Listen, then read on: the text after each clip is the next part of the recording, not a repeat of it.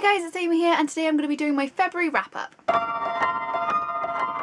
I read a total of 5 books in February, so let's get on and talk about them. The first book I read was I Capture the Castle by Dodie Smith, and I absolutely loved this book. It was amazing. I put it in my Goodreads favourites list. This follows the story of a family who live in a rundown castle. We see how the family are struggling with money and not being able to afford food and things like that. So you watch this family as they descend into poverty and you think it's all going to end quite badly. But thankfully, the rightful owners of the castle come over from America, and they happen to be 2 lovely young chaps who take a fancy to Cassandra and her sister Rose. Within the first couple of pages, this book was reminding me of Pride and Prejudice, which I really loved, and there are actually quite a few references to Pride and Prejudice in the book. It is really funny. The female protagonist with the witty kind of humour towards all the men and different things that are happening in her life is just brilliant. And if you liked Pride and Prejudice, or maybe if you fancy something somewhat like a Pride and Prejudice, then I really would suggest reading this book. It is fantastic. So a 5 out of 5 for this one from me. Next this month I read We Are All Completely Beside Ourselves by Karen Joy Fowler. I wasn't really blown away by this book. I gave it 3 stars. I didn't think it was amazing. I also didn't think it was really terrible either. It follows the story of a young girl named Rosemary and her sister Fern, who gets taken away from her at the age of 5. For the first few chapters of this book, I believed Fern, her sister, to be an actual human being sister, but it actually turns out that Fern is a chimpanzee. And Rosemary's father is actually using Fern and Rosemary as a kind of psychological and scientific experiment to see what a child growing up with a monkey will turn out like. That's not a spoiler, by the way. There is a picture of them on the front of the book, and if I had done a bit more research into the book, then it probably wouldn't have taken me by surprise. For some reason, I just thought that this book was going to be some sort of murder mystery about a girl losing her sister when she was younger, but it is totally not like that at all. So either way, this book is quite interesting. It does have a lot of psychological and scientific language, a lot of heavy kind of science stuff, which is fun and great if you're into that kind of stuff, and I did do psychology in A-levels and I really enjoyed that. But this book I found to be a little too heavy on the side of that. It almost became a little bit of a fact-finding mission inside the book, trying to find the story outside of all these facts. It was just a bit too much. Come the end, I was a little touched by the story, but I don't think I would read it again, to be honest.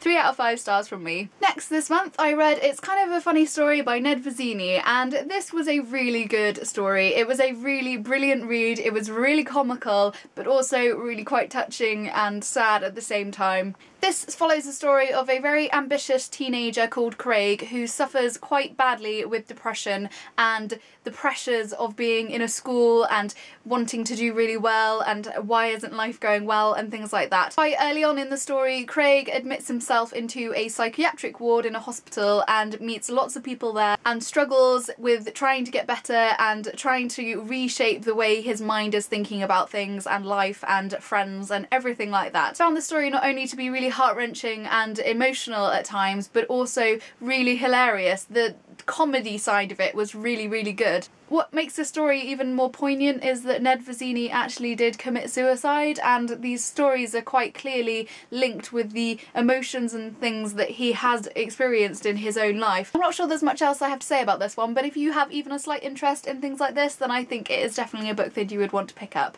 4 out of 5 stars from me. Next this month I read The Winner's Crime, which is the second in the Winners trilogy by Rutkoski. I was actually lucky enough to have this one approved for me on NetGalley, which meant I got to read it slightly before the publishing date, which is tomorrow, the 3rd of March. If you have any interest in reading this book, I would highly suggest you pick it up. The first book in the series is called The Winner's Curse, and I read it last year, and after reading the first one I couldn't wait to get my hands on the second one. Unlike anything I've read before, it's kind of a mix of historical fiction, fantasy, romance. Everything you could possibly think of is kind of mashed in there. I won't go much into the story of the second one because obviously if you haven't read the first one it's going to spoil you. I found this to be a really unique story so far, and the whole world that it's set in is really good. The characters are really engaging and I found myself really connecting with them along the way. What's really great is that the second book was actually just as exciting as the first book, and quite often the second book in trilogies can be a bit dodgy. Rutkoski's writing was superb and really engaging the whole time. I just couldn't wait to finish the book, and now I have. I can't wait to read the third one. I can't believe it's just like a whole year until it comes out. So I gave that one 4 out of 5 stars. And the final book that I read this month was The Knife of Never Letting Go by Patrick Ness. It is the first book in the Chaos Walking trilogy, and I have read this book before. I have read the first and the second, which is The Ask and the Answer,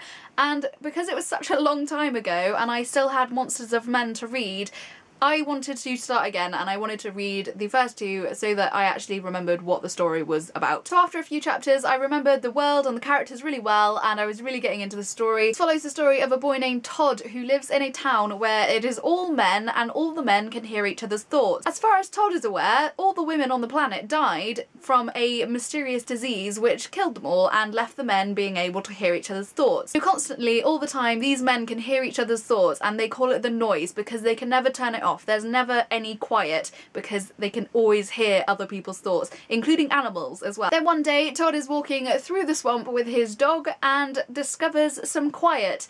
There is a patch of silence which he can't work out why it's there, whether it's dangerous and what he is meant to do about it. This then leads to a crazy torrent of events and crazy things happening, including a massive war with the town that he is living in and him discovering actually that maybe all the things he's been told as a child have all been lies and what he thinks is true is actually not true, and there is a whole world of other things happening outside of his little town. If you haven't read anything by Patrick Ness, I highly suggest you pick up this book. It is phenomenal. The world building, the characters, Manchi, the little dog, is probably my favourite little thing in this whole book, and just brilliant. If you've read the book, you'll know how brilliantly devastating his storyline is. I'm hoping to read the second in the trilogy this month and the next in April, so I will have the whole series wrapped up this year and I will be able to give you my opinion on the series as a whole, and I cannot wait, and I gave this one 5 out of 5 stars. Okay, so that was my February wrap up. I hope you enjoyed it. Please let me know down below what you've read in February and if you've got any suggestions for me. I will leave links to my blog and Facebook and everything down below. I'm really getting into Tumblr and Instagram at the moment. If you want to follow me there, then that would be great. If you want to be my friend on Goodreads, I would love that. Then please go and add me and I would love to be your friend. I think that's everything for today, guys. I hope you're all having a brilliant day and I will see you soon. Bye! I'm easily scared because I am, and I was somewhat freaked out by the pictures. I don't know if you can see that, but some of the pictures are just so haunting and weird and just really, really good.